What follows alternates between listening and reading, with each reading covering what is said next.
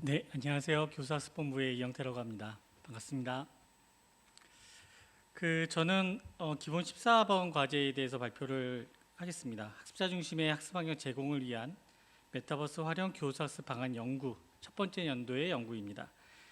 본 연구는 저를 비롯해서 김덕근, 김광규, 박상돈, 박지성, 오상철, 정현준, 박민희 선생님께서 같이 함께 해 주셨습니다. 저희 연구가 다양한 평가원의 어떤 특징과 장점이라고 얘기할 수 있듯이 다양한 박사님들이 함께 연구를 했습니다. 그러다 보니까 메타버스 활용 교육이라고 하는 부분들을 어떤 도구적인 측면과 환경적인 측면에서의 교육공학적인 측면에서도 좀 바라보고 또 이를 교과별로 어떻게 실행할 수 있을까라고 하는 고민과 어떤 중점적인 실행 방안에 대해서 다양한 교과의 박사님들을 중심으로 해서 많은 의견을 나누고 그렇게 시작하게 되었습니다. 말씀드릴 부분은 크게 네 가지입니다. 첫 번째는 본 연구가 어떻게 시작을 했고 본 연구에서 연구진이 어떻게 메타버스 활용 교육을 바라보고 있는지, 그에 대한 목적과 필요성, 그 다음에 주요 내용, 연구 방법들에 대해서 먼저 말씀을 드리겠고요. 두 번째는 메타버스 활용 교육의 배경입니다. 왜 메타버스 교육을 해야 하는지, 그 다음에 현재의 상태가 어떠한 부분이 있고 앞으로의 연구나 앞으로의 그런 방향들이 문헌에서는 어떻게 밝히고 있는지, 또한 현장의 수요자라고 할 수 있는 교사와 학생 분들의 요구와 인식에 대한 부분이 어떤 부분인지에 대한 부분을 먼저 말씀드리고, 본 연구의 목적인 메타버스 활용 교육을 위한 교수학습 설계 방법, 방안에 대해서 도출하였습니다. 마지막으로 결론 및 제언 부분을 통해서 본 연구의 발표를 마무리하도록 하겠습니다.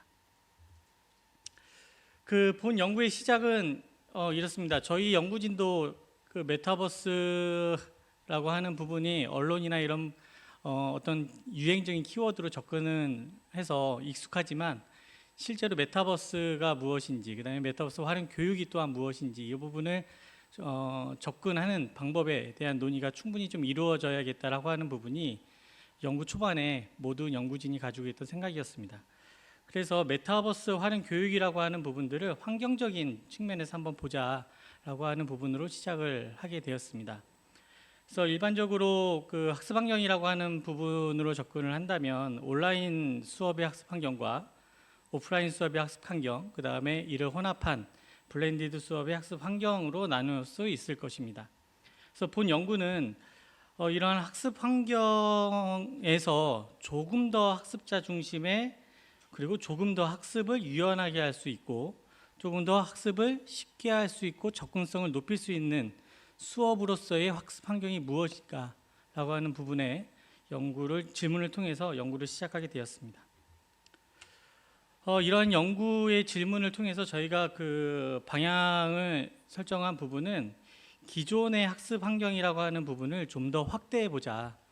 기존의 온라인 수업이라고 하는 부분의 학습 환경과 오프라인 수업의 학습 환경, 그 다음에 블렌디드라고 하는 학습 환경을 또 하나의 어떤 차원이 다른 그런 기술, 메타버스 기술이라고 하는 부분을 활용해서 학습 환경이라고 하는 부분을 좀 더 확대해 보자라고 하는 부분으로 학습자 중심의 학습 환경 제공을 위한 메타버스 활용 교육이라는 키워드로 접근하게 되었습니다.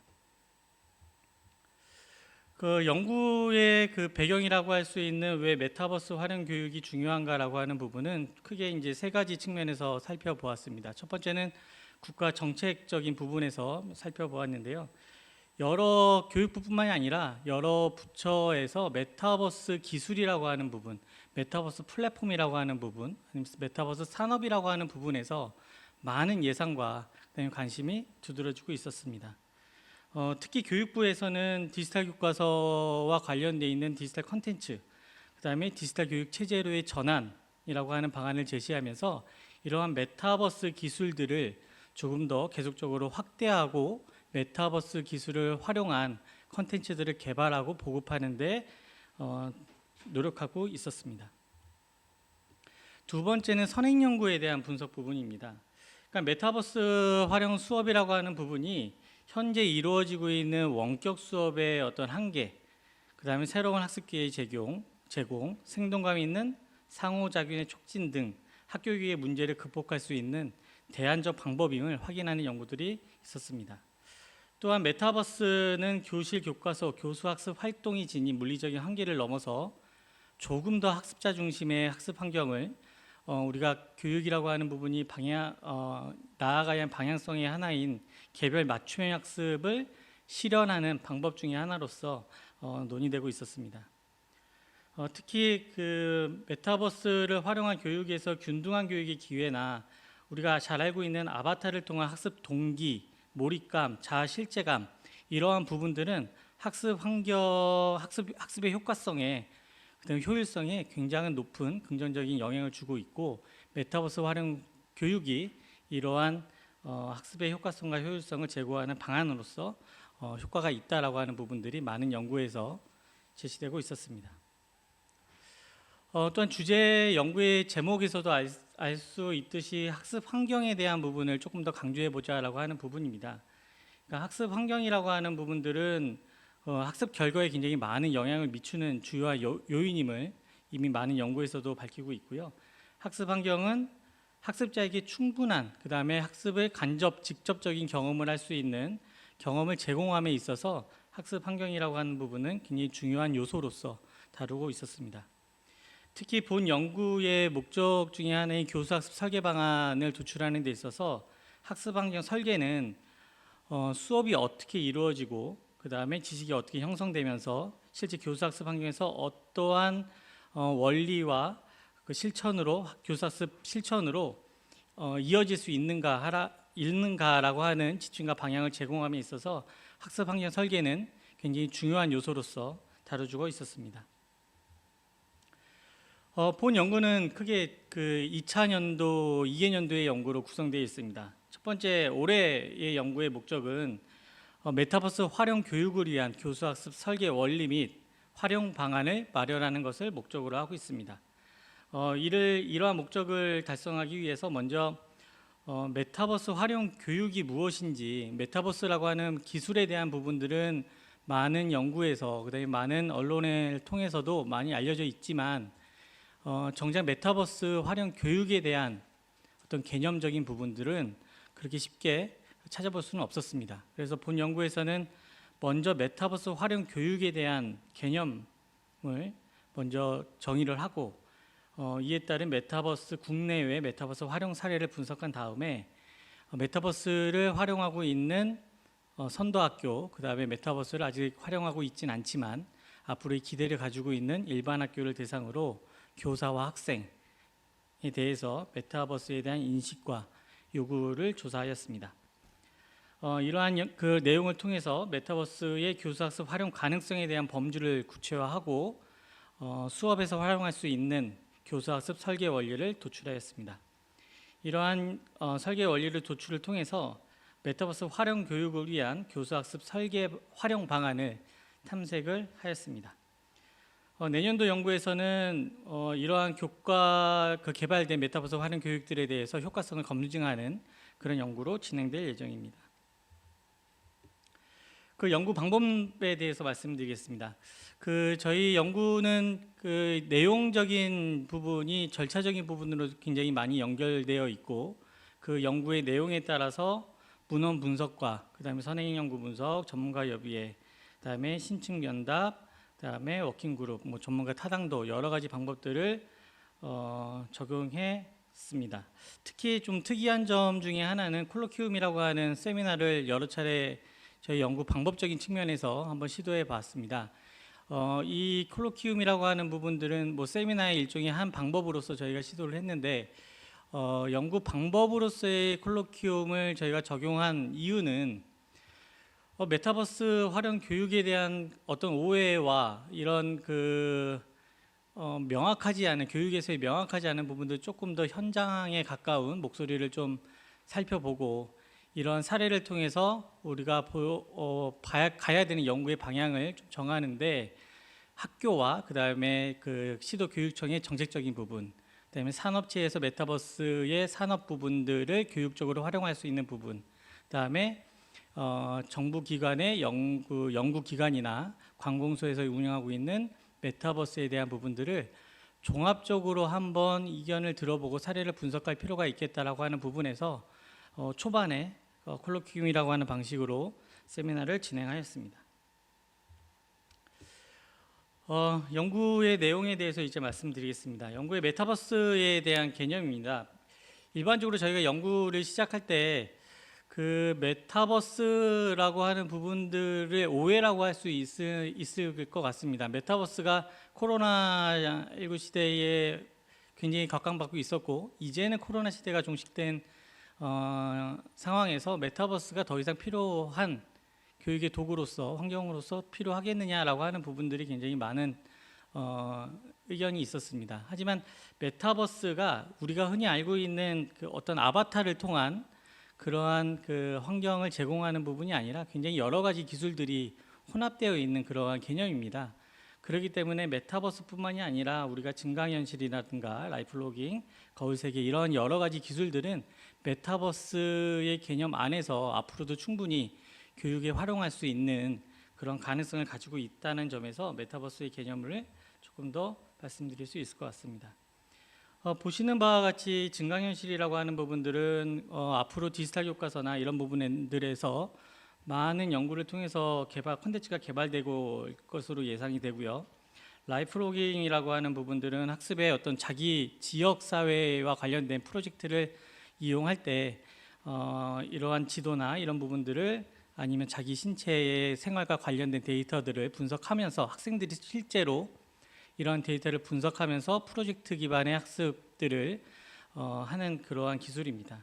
그다음에 거울 세계는 전 세계에 있는 똑같은 어떤 우리 구글 맵이라든가 이런 부분들 실제적인 부분들을 보면서 그 어떤 거리적인 부분들, 공간적인 부분들을 극복할 수 있는 그런 기술 중에 하나고, 가상 세계라고 하는 부분은 여러분이 알고 계시는 그 다음에 잘 알고 있는 아바타를 통한 그러한 부분들입니다. 앞에서 잠깐 말씀드렸던 메타버스 활용 교육 사례에 대한 부분들 콜로퀴움으로 진행하였습니다. 그래서 연구기관에 적용되고 있는 사례, 그 다음에 산업체에서 메타버스를 활용하고 있는 공간적인 설계적인 부분, 그 다음에 어떤 특정 메타버스 공간에 대한 부분, 그런 부분들을 좀 살펴봤고, 정부 학교 현장의 시도장사의 정책적인 부분이라든가 초등학교, 그 다음에 국립중앙박물관의 여러 사례들을 분석을 하였습니다. 총 6차례에 걸쳐서 콜로퀴움이 이루어졌고요. 이 발표 주제에 따라서 저희가 각 그 차시에 따라서 논의사항과 그 다음에 이런 부분들을 도출하여 각 차시별로 이루어지고 있는 콜로퀴움을 조금 더 논의와 그 다음에 공유할 수 있는 장으로 꾸며도록 하였습니다. 보는 그림들은 콜로퀴움에서 다루어졌던 하나의 사례적인 부분입니다. 그래서 충남의 어떤 A 교사들은 이런 아바타를 꾸미는 데 있어서의 미술 수업들을 적용한 사례도 있었고, 그다음에 두 번째는 국립중앙박물관의 박물관들을, 유물들을 간접적으로 경험할 수 있는 컨텐츠를 제공하는 부분들도 있었고, 그다음에 XR이라고 하는 확장 현실을 통해서 어떤 의학적인 부분이라든가 생물적인 부분들을 실제로 눈으로 확인할 수 있고 만져볼 수, 간접적인 경험을 할 수 있는 그러한 기술들을 사례로 달고 있었습니다. 맨 밑에 사례는 국내에서 일반적인 수업에서 사례했던 거랑 좀 다른 방식으로 저희가 국외 출장을 스페인으로 갔다 왔는데, 메타버스라고 하는 부분들을 학생들의 심리 정서 프로그램을 이용하는데 활용하고 있었습니다. 그래서 이러한 프로그램들이 단순히 수업뿐만이 아니라 학습을 도와줄 수 있는 심리 정서적인 프로그램까지도 메타버스를 활용하고 있다라고 하는 부분에서 큰 어떤 시사점을 얻을 수 있었습니다. 앞에서 말씀드렸던 메타버스 활용 교육에 대한 그 개념을 저희가 정의를 하였습니다. 그 메타버스의 교육적 활용 방안, 뭐 이런 부분에 대한 연구들은 선행 연구에서 굉장히 많이 다루고 있지만, 메타버스 교육이 무엇인지에 대한 부분들은 그렇게 많이 다루고 있지 않았습니다. 그래서 본 연구에서는 앞으로의 메타버스 활용 교육이 조금 더 확대되고, 그 다음에 연구적으로, 그다음에 학술적으로 조금 더 이론적으로 탄탄해지기 위해서는 이러한 부분들이 필요하겠다 싶어서 이런 부분들을 개념화하였습니다. 그래서 개념은 개념 정의와 구성 요소, 그다음에 용어 설명으로 나눠져 있고 각각이 내포되고 있는 의미들을 선행 연구에서 밝히고 있는 부분들로 포함하여 규정한 개념을 정의를 하였습니다. 또한 수요자 인식 및 요구 조사를 실시하였습니다. 그 선도학교, 일반학교를 구별하여 총 교사는 총 1,122명이 참여를 하였고 학생들은 총 6,965명이 초등학교, 중학교 포함해서 6,965명이 메타버스와 관련되어 있는 인식, 그다음에 메타버스 활용 교육에 대한 요구 사항, 그다음에 저희 연구의 방향에 대한 의견 이렇게 세 가지 구분으로 교사와 학생들 그 질문을 통해서 저희가 진행하였습니다. 연구 결과를 살펴보면 모든 부분에서 교사적인 부분에서는 모든 부분에서 메타버스 활용 교육에 대한 인식이 높았고 이에 대한 기대 사항도 굉장히 높았습니다. 그다음에 특히 수업 전후반 모든 부분에서 활용이 가능하다라고 하는 부분들이 도출이 되었고 개별 맞춤형 학습이라고 하는 부분들의 어떤 방향성, 교육의 방향성과도 굉장히 밀접하게 연관되어 있다라고 하는 부분입니다. 또한 일반적인 선행 연구에서 다루고 있지 않은 학습 플랫폼과의 연동이 굉장히 필요하다라고 하는 부분이었습니다. 그러니까 이런 메타버스 기술이라고 하는 부분이 학습 환경으로 자리 잡기 위해서는 이런 학습 환경 플랫폼이라고 하는 부분들이 반드시 뒷받침되어야만 필요하다라고 하는 부분들이 제시되었습니다. 학생의 요구 사항은 이러한 여러 가지 메타버스 기술이 수업에 적용하다 보면 선행 연구에서 얘기하고 있던 몰입감이나 이런 부분들이 충분히 잘 반영되고 학생들도 이런 부분에 대해서 기대하고 있고 또 선도학교 이미 메타버스 활용 수업을 경험했던 학생들은 이러한 수업에 대한 기대가 훨씬 더 높았다는 것들을 확인할 수 있었습니다. 연구 결과물에 대한 부분입니다. 그 앞에서 나왔던 그런 여러 가지 연구 내용들을 종합해 봐서 연구의 방향을 구체화했고 그다음에 초안을 개발한 다음에 메타버스 활용 교육을 위한 교사수 설계 원리를 타당도를 통해서 결론 도출하였습니다. 이러한 설계 원리는 크게 환경에 대한 부분 요소와 그 다음에 교사습 설계에 대한 요소로 크게 나눠져 있는데 이러한 요소들 간의 어떤 영역에 대한 부분들은 먼저 메타버스 활용 환경에 대한 구성 요소가 무엇이냐라고 하는 부분을 먼저 6가지 요소로 저희가 도출을 하였고 이 6가지의 학습 환경이 그 안에서 교수학습이 어떻게 이루어지고 있느냐라고 하는 부분을 통해서 일반적인 교사수 설계 원리의 절차인 기획 및 분석, 설계 및 개발, 실행, 관리 및 평가라고 하는 부분의 절차에 따라서 각 12가지의 그러한 설계 요소들과 구성 요소들을 도출하였습니다. 이러한 구성 요소들은 보시다시피 추후에 제공되는 연구 결과물을 참고해 주시면 감사하겠습니다.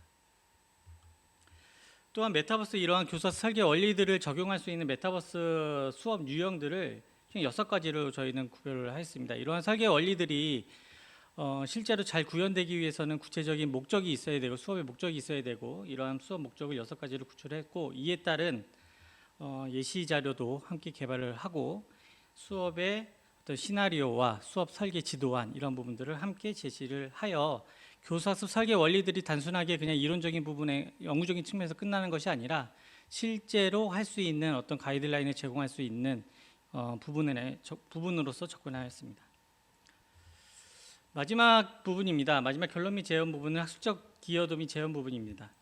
학술적 기여도는 저희가 메타버스 활용 교육이 무엇인지에 대한 정의를 통해서 이론적인 틀을 제공을 하였고 앞서 말씀드렸던 시나리오나 아니면 예시재료 개발을 통해서 단순하게 교수학습 설계 원리들이 연구에서 끝나는 것이 아니라 현장에 적용할 수 있는 재구성을 높였다라고 하는 부분에서 학술적 기여도를 높였다라고 하는 부분을 말씀드릴 수 있고 정책적 부분에서는 많은 이러한 디지털 기기들이 에듀테크 기술들이 현장에 도입했을 때 환경에 대한 구축이 중요하다라고 하는 부분들이 일관되게 나오고 있는 부분이고 그다음에 이러한 메타버스 활용 교육을 위한 콘텐츠 개발, 윤리 교육, 그다음에 교사의 전문성 강화 방안, 그다음에 학습 효과를 위한 학습자 지원 방안 이런 부분들은 일반적으로 계속적으로 제공될 수 있는 정책적인 제언 부분이었습니다.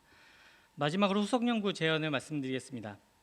그 후속 연구 제언은 이게 앞에서 말씀드렸던 2000년도로 이루어져 있기 때문에 앞에서 말씀드렸던 2000년도의 어떤 연구인 교수학습 모형 개발과 타당화에 대한 검증이 선행 연구의 한 부분이 될 수 있고 두 번째는 저희 연구에서 일반적인 선행 연구와 좀 차별화된 메타버스 활용 교육 플랫폼을 어떻게 구현할 수 있을까라고 하는 부분을 후속 연구로 제안하게 되었습니다.